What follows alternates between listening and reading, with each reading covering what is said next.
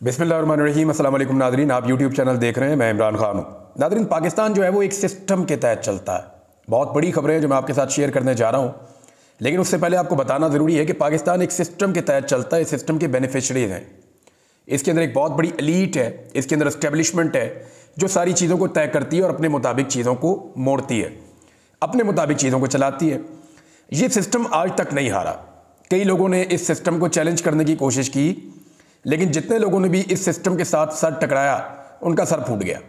जितने लोग भी इस सिस्टम के सामने आकर खड़े हुए वो कुचले गए। सिस्टम बहुत ताकतवर है, लेकिन पहली मर्तबा एक शख्स इस सिस्टम से टकराया और उसने सिस्टम की बुनियादें हिलाकर रख दी हैं। आज सिस्टम को पहली मर्तबा बहुत बड़ी शिकस्त हुई है।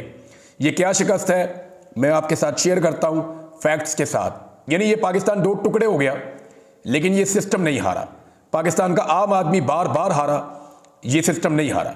पाकिस्तान का मजदूर हार गया, किसान हार गया, सियासतदान हार गया। जितने मुहिब्बे वतन पाकिस्तानी हैं जिन्होंने कभी आवाज़ उठाई वो सारे हार गए, लेकिन सिस्टम नहीं हारा।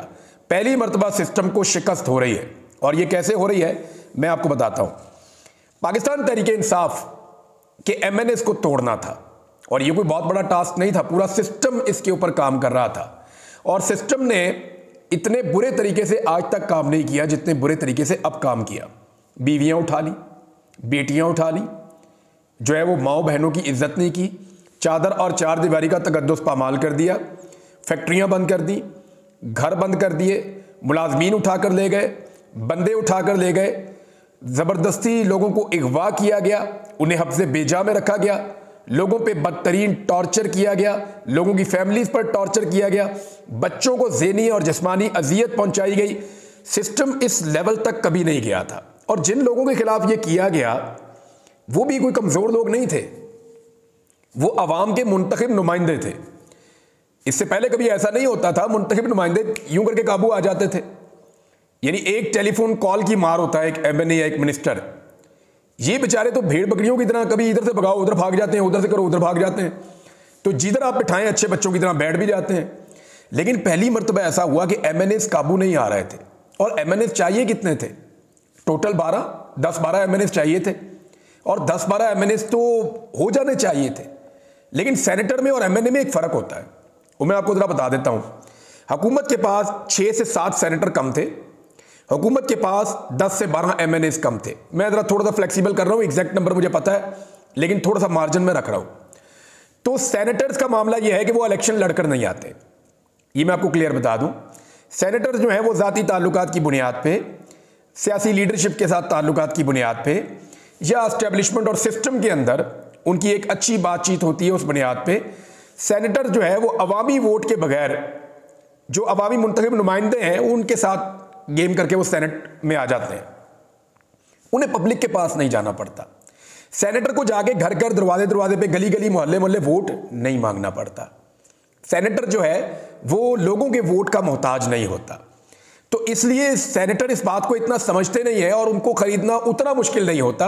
अगर आप एक बड़ी अमाउंट लेकर बैठ जाएं, जैसे कि 100 करोड़ की आजकल बात हो रही है, तो सेनेटर खरीदे जा सकते हैं। पाकिस्तान तहरीक इंसाफ के 2 से 3 सेनेटर्स कंप्रोमाइज हुए, जिनमें खातून सेनेटर भी हैं, एक खैबर पख्तूनख्वा से हैं, और एक और सेनेटर का भी नाम आ रहा है, गालिबन वो भी खैबर पख्तूनख्वा से हैं। तो 3 सेनेटर्स कंप्रोमाइज हुए, और उन तीनों को यकीन है कि शायद दोबारा उन्हें पाकिस्तान तहरीक इंसाफ सेनेट में इलेक्शन लड़ने के लिए टिकट ना दे। हो सकता है वो दोबारा सेनेटर ना बने, तो क्यों ना वो अपनी जिंदगी बना ले 100 करोड़ से, लेकिन वो भी बहुत मुश्किल है। वो इसलिए मुश्किल है कि लोग जीना हराम कर देंगे। ये पाकिस्तान में रहे, पाकिस्तान के बाहर दुनिया में कहीं पे भी रहे, हर तरफ पाकिस्तानी मौजूद है, और पाकिस्तानी आकर इनको बताएंगे कि आप लोगों ने गद्दारी की, आप लोगों ने आइन के ऊपर हमला किया, और आप लोगों ने पैसे की खातिर अपने ईमान को बेचा है। फजल रहमान साहब के साथ ये हुआ, बाकी जमातों के सेनेटर तोड़ने की, जोर लगाने की कोशिश की जा रही है। लेकिन MNAs ने क्योंकि जाना होता है पब्लिक के पास, उन्हें ये पता चल गया जी पहले तो हमें एस्टेब्लिशमेंट इलेक्शन जितवा देती थी, पहले तो एक टेलीफोन कॉल आती थी हमें इलेक्शन जितवा दिया जाता था। अब वो वाली मौजें नहीं है। सारे के सारे MNAs जो जीत कर आए हुए हैं हुकूमती जमातों के, वो सूली पे टंगे हुए हैं। करोड़ों रुपया लगा के उन्होंने इलेक्शन लड़ा और इलेक्शन हार गए सारे। को 15-20 इलेक्शन वो जीते हुए हैं, बाकी सारे ही हारे हुए हैं। अब जो इलेक्शन PMLN के, पीपल्स पार्टी के, MKM के लोग हारे हैं, वो उनको जाली फॉर्म 47 दिए गए कि जनाब ये जाएं आप मेंबर असेंबली हैं। मामला यह है कि वो भी ये जानते हैं कि बार बार हमें फॉर्म 47 नहीं मिलना, हमने जाना पब्लिक के पास ही है, तो बेड़ा गर्क हो जाएगा। तो जो फॉर्म 45 के मुताबिक एमएनए बनकर पहुंच गए कौमी असेंबली में, उन्होंने तो पैसा भी नहीं लगाया। पीटीआई के लोग ना कंपेन की ना पैसा लगाया, सिर्फ ये बताया कि मैं इमरान खान का उम्मीदवार हूं। लोगों ने इतने ठप्पे मारे और अजीब अजीब निशानों पे मारे, लोगों ने जिता दिया। अब एमएनएज नहीं टूट रहे, एमएनएज पूरे नहीं हो रहे। बड़ी कोशिश की है, सरतोड़ कोशिशें की है, 4, 5, 6 से आगे फिगर जाता ही नहीं है। बड़ी कोशिश की है, इदारों ने कोशिश करके देख ली, जो हसास इदारों ने कोशिशें करके देख ली, हुकूमत ने पूरी कोशिश कर ली, वुज़रा ने कोशिश कर ली, पैसों के बैग फिरा दिए, सारा कुछ करके देख लिया, माने ही नहीं। उनके घर तक तोड़ दिए, बच्चों और फैमिलीज को हरासा कर दिया, वो नहीं माने। अगवा शुरू हो गए, फिर भी नहीं माने। तो एमएनएज नहीं टूटे, तो फिर एक नया हथकंडा इस्तेमाल किया गया। वो ये किया गया कि इलेक्शन कमीशन ऑफ पाकिस्तान को दोबारा उनकी मीटिंग करवाई गई और वहां पे इलेक्शन कमीशन ऑफ पाकिस्तान ने फैसला किया कि ये एक काम करते हैं कि मखसूस नशिस्तें जो ले ली गई थी, जो पाकिस्तान तहरीक इंसाफ का हक है, वो मखसूस नशिस्तें हमने ले ली थी सरकार से सुप्रीम कोर्ट के कहने पर, तो वो वापस सरकार को दे देते हैं मखसूस नशिस्तें, तो इनके एमएनएज पूरे हो जाएंगे मखसूस नशिस्तें मिलने पर।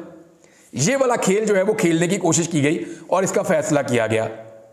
मैंने आपको पिछले वीलॉग में बताया था कि इलेक्शन कमीशन ऑफ पाकिस्तान ने खुद सुप्रीम कोर्ट ऑफ पाकिस्तान को लिखकर जवाब मांगा हुआ है कि जनाब ये हमारे सवाल आते हैं, इनके जवाब आप हमें दे दें। इलेक्शन कमीशन ने खुद दोबारा लिखा था, सुप्रीम कोर्ट का जवाब नहीं आ रहा था। तो ये बेस्ट टाइम था जब सुप्रीम कोर्ट का जवाब आया, जब इलेक्शन कमीशन ने यह फैसला किया कि वो मखसूस नशिस्तें जो पाकिस्तान तहरीक इंसाफ की हैं आज के दिन में दोबारा दे देते हैं पीएमएलएन को, पीपल्स पार्टी को, एमकेएम को।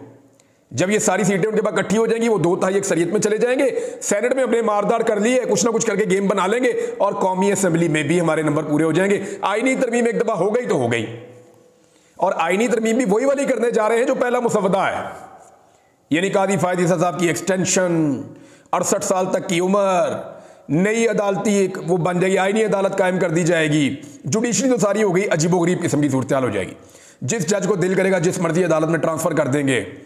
जजों की तैनाती के लिए जनाब वो ये करेंगे कि 3 या 5 का पैनल बनाएंगे, इसमें जज उठाओ, सीनियरिटी जो है वो खत्म हो गई। तो जब ये सारे काम करेंगे तो अदलिया पूरी तरह से पॉलिटिसाइज हो जाएगी। और भी बहुत सारे मामला हैं, इसमें मिलिट्री एक्ट का मामला है, वो बड़ा संजीदा मामला है, उसके ऊपर शहजाद अकबर साहब ने बड़ा डिटेल वीलॉग किया है, उसको सुन के आपको सारा समझ आ जाएगा। बड़ा बारीक उन्होंने पूरा बताया कि एक्चुअली क्या करने जा रहे हैं वहां पे। कुछ और लोगों ने भी इस पे काम किया, मैंने कल पिछले वीलॉग में आपको बताया भी था। तो अब मामला यह है कि इलेक्शन कमीशन ने वो सीटें देने का फैसला किया। एन उस वक्त सुप्रीम कोर्ट ऑफ पाकिस्तान ने एक लंबा छक्का मारा और जितनी भी 2 नंबरी पाकिस्तान में हो रही थी वो सारी 2 नंबरी का दरवाजा एक दफा फिर बंद कर दिया है। खबर मैं आपको एक्सप्रेस न्यूज से पढ़ के सुनाता हूं, और खबर यह है कि इलेक्शन कमीशन सुप्रीम कोर्ट के फैसले का पाबंद है। सुप्रीम कोर्ट की मखसूस नशिस्तों के फैसले में दूसरी वजाहत सामने आ गई, लेकिन याद रखिएगा बहुत सारे सहाफ़ी, बहुत सारे सियासतदान वो आपको अब ये कहेंगे कि सुप्रीम कोर्ट कौन होती है वजाहतें पेश कर रही है, सुप्रीम कोर्ट कौन होती है कि ऐन मौके के ऊपर जो है उनका नोट आ जाता है। भाई सुप्रीम कोर्ट ऑफ पाकिस्तान से इलेक्शन कमीशन ने जो सवालात पूछे, सुप्रीम कोर्ट उन सवालात का जवाब दे रही है। अब टाइमिंग तो सुप्रीम कोर्ट तय करेगी ना, जिस वक्त नाइंसाफी हो रही होगी उसी वक्त इंसाफ की फराहमी होगी ना। ऐसा तो नहीं हो सकता कि नाइंसाफी हुई नहीं और इंसाफ की फराहमी हो रही है। तो जो सवालात पूछे उनका जवाब तो आना था। अब इससे पहले कि नाइंसाफी होती, timely supreme court of Pakistan ने इंसाफ फराहम कर दिया। सुप्रीम कोर्ट ऑफ पाकिस्तान ने क्या कहा कि इलेक्शन कमीशन सुप्रीम कोर्ट के फैसले पर अमल दरामद का पाबंद है, और दूसरी वजाहत इलेक्शन कमीशन के मांगने पर जारी की गई है। देखिए मैं फिर कह रहा हूं, खबर में भी लिखा हुआ कि यह वजाहत इलेक्शन कमीशन के मांगने पर जारी की गई है, वैसे जारी नहीं की गई। और 2 सफ़ात पर मुश्तमिल वजाहत है जिसमें सुप्रीम कोर्ट ने कहा कि इलेक्शन एक्ट में की गई तरमीम के माजी से इतलाक करके सुप्रीम कोर्ट के 12 जुलाई के फैसले को बेअसर नहीं किया जा सकता। इन्होंने दाव यह खेला था कि इन्होंने इलेक्शन एक्ट के अंदर एक तरमीम कर दी थी, आइन में तरमीम नहीं की थी। सुप्रीम कोर्ट ने जो फैसला दिया था 12 जुलाई को, वो आइन की तशरीह में दिया था, लेकिन इन्होंने कानून में तरमीम करके कोशिश कर रहे हैं कि कुछ भी करके कानून में तरमीम करके उस फैसले को बेअसर कर दें। तो सुप्रीम कोर्ट ऑफ पाकिस्तान ने कहा कि यह फैसला बेअसर नहीं हो सकता। अब ये उनकी वजाहत आ गई है। तो इस वजाहत के बाद सिचुएशन ये है कि एक तो इमरान खान जेल में बंद, उससे कोई मिल भी नहीं सकता, इसके बावजूद उसके बंदे नहीं टूटे। इसका मतलब क्या है? पहले एस्टेब्लिशमेंट की तरफ लोग देखते थे हमें इलेक्शन जिताएंगे, लेकिन अब लोग इमरान खान की तरफ देखते हैं, ये हमें इलेक्शन जिताएगा। लोगों को समझ आ गई है कि आज की जो एस्टेब्लिशमेंट है वो पाकिस्तान की आवाम और पाकिस्तान का आम वोटर है जो इमरान खान के साथ खड़ा है। लिहाजा इमरान खान को हम छोड़ नहीं सकते, वो लोग खड़े हुए हैं इमरान खान साहब के साथ। अब इलेक्शन कमीशन ने धांधली से सीटें देने की कोशिश की, मखसूस नशिस्तें जो पीटीआई की हैं हुकूमत को, ताकि वो आईनी तरमीम कर ले। तो सुप्रीम कोर्ट ऑफ पाकिस्तान ने ये जो मुख्तसर हुक्मनामा है, इसके तहत अब सुप्रीम कोर्ट ने बहुत क्लियर कर दिया है कि किसी भी सूरत इलेक्शन कमीशन ऑफ पाकिस्तान ये नहीं कर सकता। इसके बाद इरफान सिद्दीकी साहब निकले हैं बाहर। कल जब निकले थे तो उन्होंने कहा जी 18 तारीख को कल हम पेश कर देंगे आईनी तरमीम, और आईनी तरमीम हो भी जाएगी। दिखाई तो ऐसे ही दे रहा था, लेकिन आज सहाफ़ी सवाल करते रहे और वो जवाब दिए बगैर चले गए। वो काफ़ी ज़्यादा मायूस थे सुप्रीम कोर्ट ऑफ पाकिस्तान से। जो सवालात पूछे इलेक्शन कमीशन ने, जब उनका जवाब उन्होंने दिया तो वो काफ़ी ज़्यादा मायूस थे। अब यहां साबित होता है कि जेल में बैठा हुआ आदमी जीत गया। इमरान खान के हवाले से एक और खबर यह आई है कि उनका केस जो है जुडिशियल कम्प्लेक्स में लगाया जाएगा कल की तारीख के लिए, 19 तारीख के लिए। वजह यह है कि ताकि उनसे दोबारा मुलाकात ना हो सके, लोग उनसे ना मिल सके। मैंने आपसे कहा था कि ये 72 घंटे इंतहाई अहम है, और इन 72 घंटों में जो भी होगा वो पाकिस्तान और इमरान खान साहब के मुस्तकबिल का तयन करेगा। लेकिन इसी चीज़ के ऊपर एक तो जनाब अब नंबर गेम अब नहीं है, अब काम बहुत ख़राब हो गया। जो पार्लियामेंट हाउस है उसके आसपास ऐसा कर्फ्यू लगाया गया है, डी चौक में इतनी पुलिस, पूरे पाकिस्तान के अंदर जो है वो इस वक्त पाकिस्तान तहरीक इंसाफ के कारकुन एहतजाज कर रहे हैं, खुलकर एहतजाज कर रहे हैं। बहुत सारी जगहों पे कारकुन निकले हैं, ज़बरदस्त किस्म का उनका एहतजाज चल रहा है जुमे के बाद से, और उसके ऊपर टॉर्चर भी हो रहा है, लोगों की गिरफ्तारियां भी हो रही हैं। पुलिस ने दोबारा सैकड़ों कारकुनों को गिरफ्तार कर लिया है। पाकिस्तान तहरीक इंसाफ ने जितनी मार खा के दिखाई है ना, इतनी मार पाकिस्तान पीपल्स पार्टी ने, PMLN ने कभी सोची भी नहीं होगी कि पीटीआई इतनी मजबूत जमात के तौर पे खड़ी हो जाएगी। एक्चुअली ये जमात इतनी मजबूत नहीं होती, पब्लिक फैसला कर चुकी है कि इस आदमी के साथ ज्यादती हो रही है, हमने इस आदमी का साथ देना है, और सिचुएशन आपके सामने क्लियर होती चली जा रही है। अब मैं आपको एक चीज और दिखाता हूं नाज़रीन, जी जो बच्चों वाला मामला इस पर मैं आता हूं, लेकिन मैं अभी भी फिर आपको जाते जाते ये बता रहा हूं कि इमरान खान ने शिकस्त दी है सिस्टम को, लेकिन फिर भी सिस्टम हार नहीं मान रहा, वो पूरी कोशिश कर रहा है।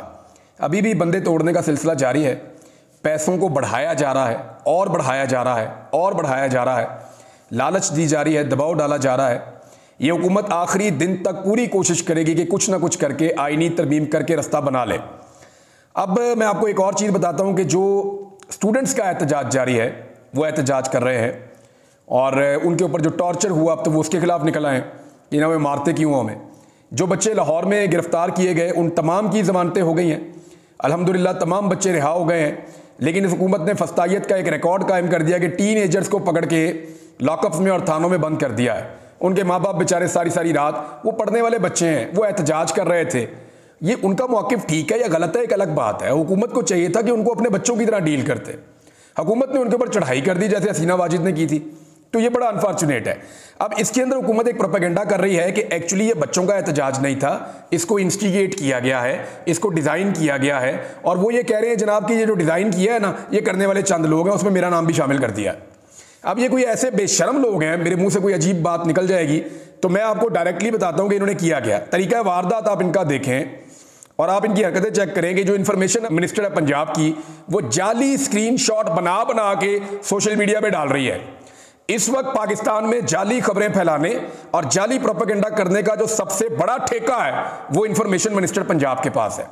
आप सिर्फ इसके ट्विटर के ऊपर निकाल के देख लेंगे ना, तो इस पे पर्चा देके अब ये 10 साल बाहर नहीं आ सकते। जिस किस्म के गलत काम इन्होंने किए हैं, हर 2 मिनट के बाद इनका कोई ना कोई उल्टा प्रोपेगेंडा हमारे सामने आ जाता है। अब मैं आपको मिसाल के तौर पे ये एक स्क्रीनशॉट दिखाता हूं। ये नून लीग का अपना एक ऑफिशियल अकाउंट है जनाब, इसको मिलियंस के अंदर इसके फॉलोअर्स हैं। वो ये कहता है कि अमेरिका में और बरतानिया में और सवात में बैठकर जो तलबा हैं पंजाब के, उनको जनाब अनारकी के लिए और हालात ख़राब करने के लिए उकसा रहे हैं कुछ लोग, और ये जो लोग हैं ये पाकिस्तान के असल दुश्मन हैं।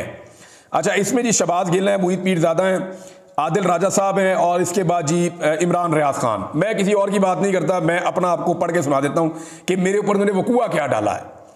इन्होंने जनाब मेरी एक ट्वीट इसके अंदर स्क्रीनशॉट पेस्ट किया है, जिस ट्वीट में मैं ये कहता हूँ इनके बकौल कि पाकिस्तानियों, मैं पूरे यकीन से कह रहा हूँ कि पाकिस्तान में अगले 72 घंटों में तलबा जो कुछ करेंगे वो हम सबके और खुसूसन इमरान खान के मुस्तकबिल का तयन कर देगा।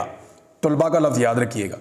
मैंने ये ट्वीट, मेरे ख्याल में तलबा का एहतजाज तो ख़त्म भी हो गया था जब मैंने ये ट्वीट की है।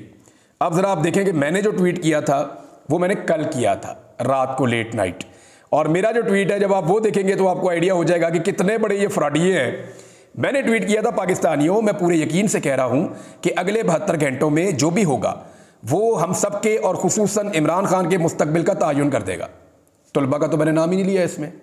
ये ऐसे फ्रॉडिये, बेशरम और बेगैरत लोग हैं कि इन्होंने जनाब अली वहां से उठाकर उसके अंदर लफ्ज़ तलबा का इजाफा करके और उसके अंदर जो है वो तरमीम करके और एक नया स्क्रीनशॉट बना के बेशर्मों ने वो अपने मेन अकाउंट से लगा रहे हैं। मैंने आपको कहा था ना कि नून लीग ये साजिश करती है। कैलेबरी फॉन्ट भी इन्होंने यही काम किया था, 2 नंबरी की थी। ये हमेशा जालसाजी करते हैं, हमेशा नौसरबाजी करते हैं, हमेशा 2 नंबरी करते हैं। अब मुझे बताएं, इन मामलात पे मेरे ऊपर मुकदमा दर्ज हुआ है कि मेरी ट्वीट के अंदर जो मैंने खुद ट्वीट की है, अपने हाथ से लिखी है, उसके अंदर चंद जुमले तब्दील करके और एक नई ट्वीट बना के उसको बुनियाद बना के मेरे ऊपर मुकदमा दर्ज कर दिया। अब जिसने ये जालसाजी की है, मुकदमा उस पर होना चाहिए, मेरे ऊपर होना चाहिए। और मुझे पक्की इंफॉर्मेशन है कि जैसे ही मैं जाऊंगा अदालत में, ये मुझे किसी और केस में गिरफ्तार कर देंगे। बिकॉज इन्होंने डिसाइड कर दिया कि हमने इस बंदे को बाहर नहीं रहने देना, हमने इस बंदे को जेल के अंदर डालना है, क्योंकि तनकीदी आवाजों को ये हर हाल में खामोश करवाना चाहते हैं। और इसके लिए ये जो इंफॉर्मेशन मिनिस्टर है, इसने हमेशा इंफॉर्मेशन मिनिस्टर रहना है। यार ये हरकतें तो देखो अपनी, यार खुदा का नाम लो यार, यानी जालसाजी की भी इंतहा है। कोई खानदानी आदमी ये कर सकता है, कोई सच्चा इंसान ये कर सकता है। यानी झूठ, बेईमानी, फ्रॉड, यानी जो फ्रॉड से हुकूमती फ्रॉड से बनी हुई है जाली फार्म 47 के ऊपर, तो ये जालसाजियां तो उन्होंने करनी है ना। जैसे इनके फार्म जाली, वैसे इनके प्रोपेगेंडे भी जाली। ये निकाल के आप देख लें, बेशक सोशल मीडिया पे मैंने इसको ट्वीट भी किया हुआ है, ये आपके साथ मैंने शेयर भी कर दिया नाज़रीन। और भी कुछ चीज़ें हैं आपके साथ बाद में शेयर करूंगा, लेकिन बच्चों से एक गुजारिश है, जो तलबा हैं उनसे एक गुजारिश है, आप एहतजाज करें, आपका हक है, आप ज़रूर एहतजाज करें। और जो भी आपके जायज़ मुतालबात हैं वो आप गवर्नमेंट के सामने रखें, अपनी कॉलेज की इंतज़ामिया के सामने रखें। हम स्टूडेंट से हम भी एहतजाज करते थे, कोई चीज़ बुरी लगती थी प्रोटेस्ट करते थे, सवाल उठाते थे, जवाब मांगते थे। आप तो हमसे ज़्यादा एडवांस हैं, हमसे ज़्यादा बेहतर है, और आप हमसे ज़्यादा यानी सच्चे खरे भी हमसे ज़्यादा हैं आप। ये जो जनरेशन अब आई है ना, इसके अंदर उस किस्म की मफामत नहीं है जो हमारे अंदर थी। तो हम तो कई चीज़ों को बर्दाश्त करते थे, आप तो झूठ को बर्दाश्त भी नहीं करते। लेकिन एक गुजारिश है आप लोगों से बच्चों, छोटी सी गुजारिश है, ये जो स्कूल है ना और तालीमी इदारे हैं, ये आपके अपने हैं, ये आपके अपने, आप इनके मालिक हैं। आज आप इनमें पढ़ रहे हैं, कल आपके छोटे बहन भाई इनमें पढ़ेंगे, हमारे बच्चे इनके अंदर पढ़ेंगे। तो आप एहतजाज करें, आवाज़ उठाएं पुरअमन तरीके से, लेकिन तोड़ फोड़ ना करें। तालीमी इदारों को ना तोड़ें, आप इनके मालिक हैं, ये आपकी मलकियत है, इनका ख्याल रखें। अब तक के लिए इतने, अपना ख्याल रखिएगा, अपने चैनल का भी। अल्लाह हाफ़िज़।